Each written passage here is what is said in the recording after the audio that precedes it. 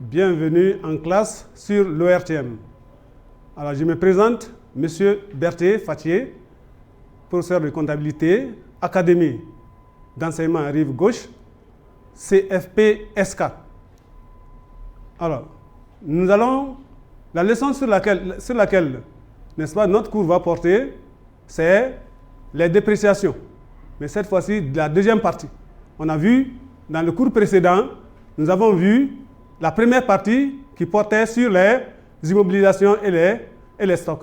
Donc cette deuxième partie va porter sur les créances, sur les comptes clients. Alors, le plan de ce cours, nous allons faire dans un petit 1 les généralités. Nous allons étudier les généralités. Ensuite, nous allons constituer, n'est-ce pas, voir comment est-ce qu'on fait la constitution de la dépréciation. En 3, nous allons faire le réajustement de la dépréciation. Et en petit 4, nous allons voir ensemble comment est-ce qu'on établit un état de créance et nous allons vous montrer la procédure. Bien, donc l'objectif, n'est-ce pas, de cette leçon, c'est qu'au sortir, n'est-ce pas, de ce cours, que l'élève soit en mesure d'expliquer avec précision le mode de la dépréciation étudié, de calculer correctement la dépréciation, de tenir une comptabilité du mode, n'est-ce pas, de dépréciation des comptes clients. Alors, généralité. Généralité, ça veut dire que nous allons planter le décor ensemble. Voir, n'est-ce pas, dans quel cas, n'est-ce pas, on peut parler de dépréciation des comptes clients. Vous savez qu'une entreprise, n'est-ce pas, elle a 3 types de clients. Il y a les clients ordinaires, c'est-à-dire les clients qui payent sans aucun problème, qui respectent les délais, que nous avons appelés les clients solvables. Les clients qui honorent leurs engagements sans aucun problème. Ensuite, deuxième groupe de clients, c'est les clients qui sont en cessation de paiement, c'est-à-dire les clients qui ont des problèmes financiers, qui ne parviennent pas à honorer, n'est-ce pas, leurs engagements correctement. Donc souvent, ils accusent des retards de paiement, voilà, dans ce qu'on appelle les clients en cessation de paiement. Ensuite, il y a les clients insolvables. Les clients insolvables, c'est quoi? C'est les clients qui ne sont pas à mesure de payer, qui sont incapables de payer. Nous avons ces 3 types de clients. Alors, maintenant, c'est pour ces 3 types de clients. Quel est le client que nous allons, n'est-ce pas, qui sera douteux parmi ces 3? Celui qui est ordinaire, n'est-ce pas, il n'est pas douteux, parce qu'on sait qu'il va payer. Et celui qui est insolvable, lui aussi, il n'est pas douteux, parce qu'on sait qu'il ne va pas payer. Donc, celui qui est en cessation de paiement, n'est-ce pas, qui a des difficultés, c'est lui qui est douteux. Donc, on va beaucoup s'intéresser à celui-ci. N'est-ce pas? Alors, donc, nous allons faire pour la procédure, n'est-ce pas, du travail.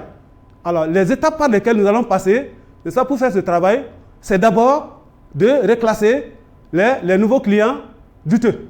N'est-ce pas? Deuxième étape, c'est de constater la perte sur les clients insolvables. Ensuite, troisième étape, c'est d'enregistrer, de faire le réajustement, Alors, donc, en 2, nous allons maintenant constituer la dépréciation. Comment est-ce qu'on va faire la constitution de la dépréciation? Donc, vous avez là ici un exemple concret. On dit au 31, n'est-ce pas? Au 31 décembre, n'est-ce pas, 2018, la situation des clients de la société Doumia est la suivante. Nous avons là ici Diabaté, Touré, Camara et Diarra. Alors, donc nous avons là ici ces clients. On prend d'abord Diabaté. Alors, sa créance, c'est 826 000. Alors, vous voyez ici, on a mis créance hors taxe. Créance hors taxe. Comment est-ce qu'on va calculer ceci? Nous allons prendre ici la créance TTC divisée par 1,18, ce qui va donner la créance hors taxe. Donc, nous allons prendre 826 000 divisé par 1,18, ce qui va donner 700 000. Maintenant, la perte probable que vous voyez ici, c'est l'objet de notre cours. Comment est-ce qu'on va calculer la perte? On a donné le taux de la perte. Le taux de la perte est donné. Et nous avons les créances ici. Comment est-ce que nous allons calculer, n'est-ce pas, la perte? La perte ne se calcule jamais sur le montant TT, sur le montant TTC. La perte se calcule, le taux s'applique toujours sur le montant hors taxe. Donc nous allons prendre ici 700 000 multiplié par 70%, ça va nous donner 490 000.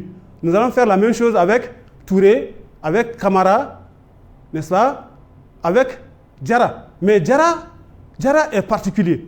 Puisque ici, vous voyez ici, chez les 3 premiers, il y a 70%, 60% et 40%. Mais chez Diarra, on dit que c'est 100%. 100%, ça veut dire quoi? Ça veut dire que Diarra ne peut plus, il peut rien régler. Donc ça veut dire que Diarra est insolvable. Dans ce cas, on ne parle pas de perte probable avec Diarra. Avec Diarra, on ne parle pas de perte probable. On parle de perte probable avec les 3 premiers clients, mais pas avec Diarra. Chez Diarra, la perte est certaine. Donc il n'y a pas de perte probable avec lui. Donc on dira que sur Diabaté, Touré et Camara, il y a une dépréciation. Vous voyez ici, dans la dernière colonne, il y a une dépréciation, n'est-ce pas? Perte probable, vous voyez ici, perte probable là-bas. Et pour Diarra, il est insolvable. Il est insolvable, il ne peut plus rien régler. Donc la perte est sûre. Voilà, donc dans ce cas, nous allons traiter, n'est-ce pas, ceci. Bon, donc si on prend le total de la perte probable, ça serait égal à 490 000 plus 90 000 plus 100 000, ce qui va nous donner 680 000. Alors, donc vous avez là ici la situation par rapport à la dépréciation et aux créances irrécouvrables. Maintenant, comment est-ce qu'on va régulariser tout ceci? On a dit que le cheminement, c'est quoi? On fait le reclassement des nouveaux clients douteux. Ensuite, on enregistre la perte. Ensuite, on enregistre la dépréciation. C'est ce que nous avons fait ici. Première étape, vous voyez ici, régularisation des comptes clients. Donc ça, c'est le reclassement. Donc le 400, pour le reclassement, le 416 est débité, n'est-ce pas? Et le 411 est crédité de la valeur des nouveaux clients douteux. Alors, deuxième étape, la constatation de la perte. Notre perte, c'est sur Diarra, sur le client Diarra, n'est-ce pas? Donc, nous allons prendre d'abord le 6511, la perte du montant hors taxe de Diarra. Ensuite, nous allons prendre la TVA sur Diarra, n'est-ce pas? Ces 2 comptes seront débités. Et le 411, pourquoi on a pris 411? Parce que Diarra on n'a pas eu le temps de le reclasser. Donc, il est toujours normal. De normal, il est devenu insolvable. Donc, c'est pourquoi on va prendre le 411. Donc, il sera, n'est-ce pas, crédité du montant TTC. Maintenant, on va constituer la dépréciation. Alors, pour la constitution de la dépréciation, c'est le montant qu'on avait calculé en bas, le 680 000. Donc, le 65,94. Le 65,94 que vous voyez ici, n'est-ce pas, que vous voyez là, 65,94, n'est-ce pas, lui sera débité de la valeur de la dépréciation et le 490 sera débité de la valeur de la dépréciation. Voilà. Donc, ça c'était la constitution de la dépréciation. Maintenant, nous allons faire le réajustement. Comme on l'a dit la fois dernière, le réajustement consiste à comparer 2 dépréciations, n'est-ce pas? La dépréciation qu'on avait constituée et la dépréciation que l'inventaire nous demande de constituer. Donc, nous avons là ici, n'est-ce pas, ce qu'on appelle le réajustement. On va comparer ces 2 et nous allons amener la dépréciation au niveau demandé par l'inventaire. Donc, nous allons prendre la suite de notre exercice. On va se référer, n'est-ce pas, aux premières données. Ensuite, on dit au 31 à la fin de l'exercice 2019, alors la situation est la suivante. C'est-à-dire, il apparaît prudent de porter la dépréciation à 50% sur Diabaté, après un règlement de 59 000, n'est-ce pas? Ça veut dire tout simplement que la dépréciation sur Diabaté sera revue à 50%, et au cours de l'exercice 2019, il a réglé 59 000. Donc ça veut dire que la créance de Diabaté va changer, mais sur cette créance-là, on va appliquer les 50%. Alors Touré, on dit que Touré n'a fait aucun règlement, donc, et on dit qu'aucun règlement n'est à espérer. Donc ça veut dire qu'il n'a rien réglé. Ensuite, le reste de la créance est perdu. On ne compte plus sur un règlement sur Touré. Donc Touré est devenu insolvable. Maintenant, nous allons prendre Camara. Sur Camara, on dit de porter la dépréciation à 45%, mais cette dépréciation-là, cette créance-là n'a pas changé. Ça veut dire que Camara n'a pas réglé, n'est-ce pas, au cours de l'exercice 2019. Nous avons ces informations. Alors, il y a d'autres informations qui viennent se greffer aux anciennes informations. Donc, il y a 2 nouveaux clients. Le client Si et le client Sangaré. Le client Si, sa créance est de 212 400 francs, mais on dit qu'il est totalement insolvable. Le client Sangaré, on dit qu'il est en état de cessation de paiement, c'est-à-dire qu'il a des difficultés financières. On dit qu'il est probable que l'établissement ne pourra récupérer que 30%. Donc, ça veut dire qu'on pense que Sangaré ne pourra payer que 30%. Sangaré ne pourra payer que 30%. Ça se trompe souvent les élèves. quand on dit Sangaré ne pourra payer que 30%, ça veut dire tout simplement que ça, c'est le taux de solvabilité. Donc, le taux d'insolvabilité, c'est-à-dire la partie qu'il ne va pas payer, sera égal à 100% moins les 30%. Ce qui va nous donner 110%. On va revenir là-dessus. Donc, vous avez là des informations, n'est-ce pas, qui vont nous amener, n'est-ce pas, à établir ce qu'on appelle l'état des créances douteuses et irrécouvrables au 31 décembre 2019. Alors, ça c'est ce tableau. Ce tableau est très important pour tout élève de la ACT. Tout élève de la ACT doit pouvoir faire ce tableau-là. Donc, il faudra bien suivre, n'est-ce pas, suivre attentivement la procédure. Nous allons prendre d'abord la première colonne. La première colonne, ça c'est là où on met le nom des clients. Là, on a mis clients Diabaté, Touré, Kamarasi et Sangaré. Pourquoi on n'a pas mis Diarra? Parce que dès la dernière année, 2018, il était insolvable. Donc, on ne l'a plus ici. Il est déjà traité en fin 2018. Alors, ensuite, deuxième colonne, nous avons la colonne créance. Alors, cette colonne créance, c'est la valeur de la créance au 31 décembre 2019. Au 31 décembre 2019. Alors, donc, comment est-ce qu'on calcule cette valeur-là? Alors, nous allons prendre la créance au 31 décembre 2018 moins le règlement 2019. Moins le règlement 2019. Donc, ça va nous permettre de calculer cette colonne-là. Donc, TTC, ça va être égal à créance TTC 2018 moins règlement 2019. Donc, ça va donner la colonne TTC. La colonne hors taxe, comme j'ai eu à vous le dire, on va prendre TTC divisé par 1,18. 1,18. Alors, ça va donner le montant hors taxe. Alors, dépréciation antérieure. Il s'agit de la dépréciation de 2018. C'est ce qui est donné dans cette colonne-là. Dépréciation antérieure. Ça, c'est les dépréciations 2018. Maintenant, dépréciation nécessaire, c'est la dépréciation que demande l'inventaire 2019. Que demande l'inventaire 2019. Donc, c'est ceci que vous avez ici. Vous voyez ici, 50% Diabaté. Alors, c'est ce qu'on a dit dans l'énoncé. Et Camara, 45%, vous voyez ici. Et on a dit que on pense que Sangaré allait payer 30%. Donc, on a pris 100%, moins 30%, c'est ce qui a donné 70%. Alors, pour calculer les montants, vous prenez simplement la colonne hors taxe, c'est-à-dire 650 000 par 50%, ce qui va nous donner 525 000. Ensuite, on va prendre Camara. Alors, on va prendre hors taxe, c'est combien? 250 000 par 45%, ça va donner 112 500. Ensuite, on prend Sangaré. Alors, on va prendre 80 000 par 110%, ce qui va nous donner 56 000. Ça va nous donner 56 000. Donc, vous avez là ici la dépréciation nécessaire. Alors, donc, pour la colonne créance irrécouvrable, donc, nous allons traiter dans cette colonne-là les clients insolvables. Nous avons ici deux clients insolvables. C'est qui? C'est Touré et c'est Si. C'est Touré et Si. Ces deux sont insolvables. Donc, on va prendre la créance hors taxe de Touré dans la colonne hors taxe. Ensuite, on va prendre le montant de la TVA. OK? Ensuite, on prend Si aussi la même chose. On prend sa créance hors taxe dans la colonne acheté et on va prendre TVA, la valeur de la TVA.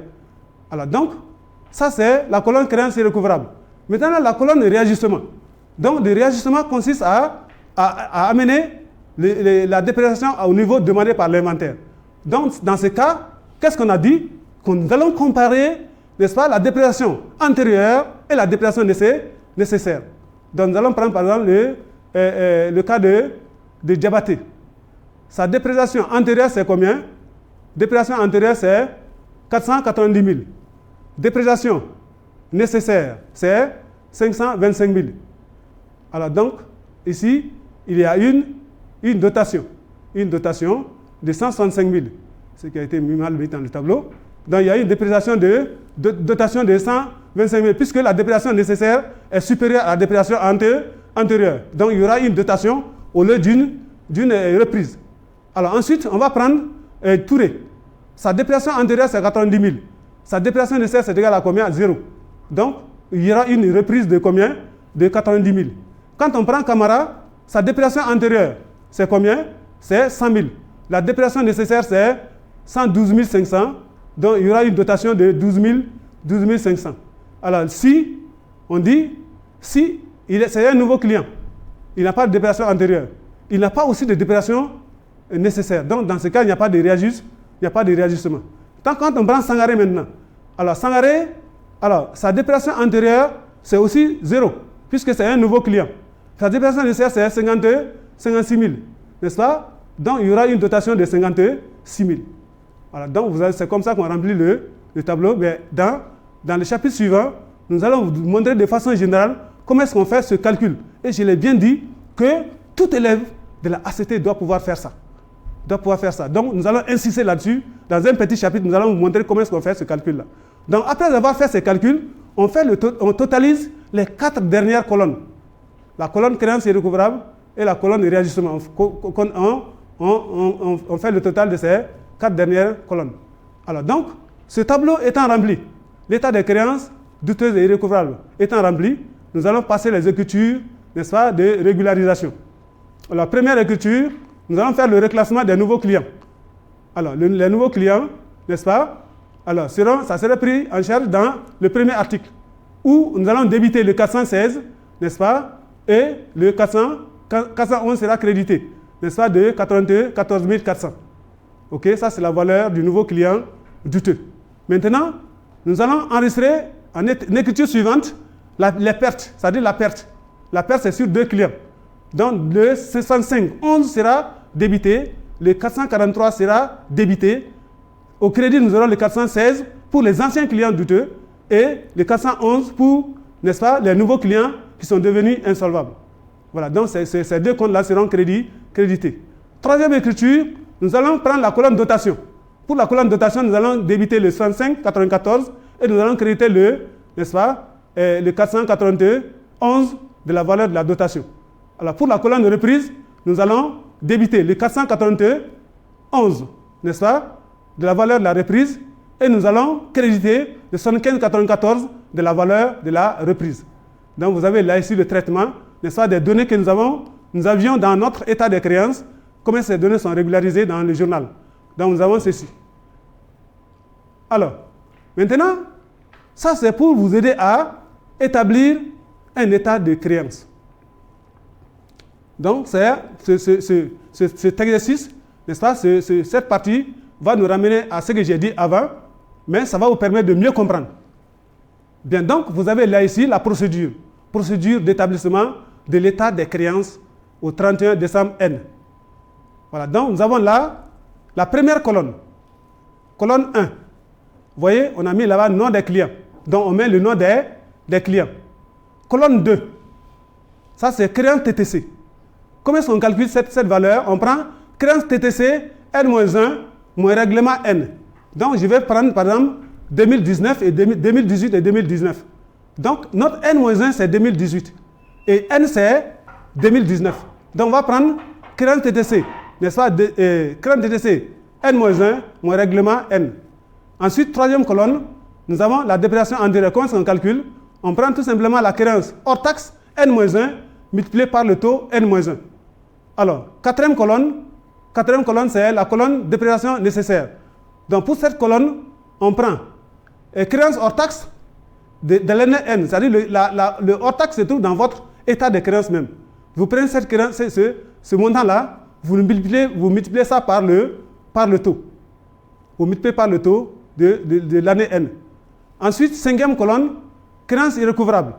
Donc, pour la créance irrécouvrable, là, c'est très simple. Vous avez là ici, hors taxe, vous cherchez d'abord le montant hors taxe, c'est égal au montant TTC que se trouve dans votre tableau. Vous prenez ce montant-là, vous le divisez par 1,18 et vous mettez ça là-bas. Vous appliquez le taux sur le montant hors taxe ou bien vous faites la différence entre le hors taxe et le TTC pour avoir la valeur de la TVA. Alors, la colonne 6, la colonne de réajustement, c'est la colonne dotation reprise. Donc, dans cette colonne, on prend la colonne dotation. Comment c'est calculé? On prend toujours dépréciation nécessaire moins dépréciation antérieure, n'est-ce pas? Si cette différence-là est positive, ça veut dire que c'est une dotation. Ensuite, vous prenez pour la reprise, dépréciation nécessaire moins dépréciation antérieure inférieure à 0, c'est négatif. Ça veut dire que c'est une reprise. Vous mettez ça dans la colonne reprise. Voilà, je vous remercie et à la prochaine.